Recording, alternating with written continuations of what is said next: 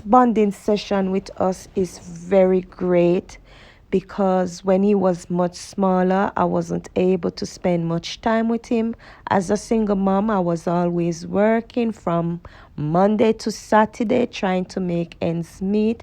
Now that he's 19 years old, and since I did my surgery on my hand, I am unable to go back to work the way I used to because I'm still working on the strength and movement in my hand. The hand is not coming on as how it should be, but I'm still thankful and grateful. I am still alive and I'm doing pretty much better now compared to before.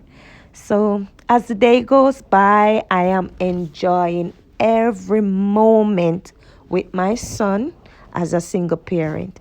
Now, people, girl, I have to skip this exercise because you know the hand no great.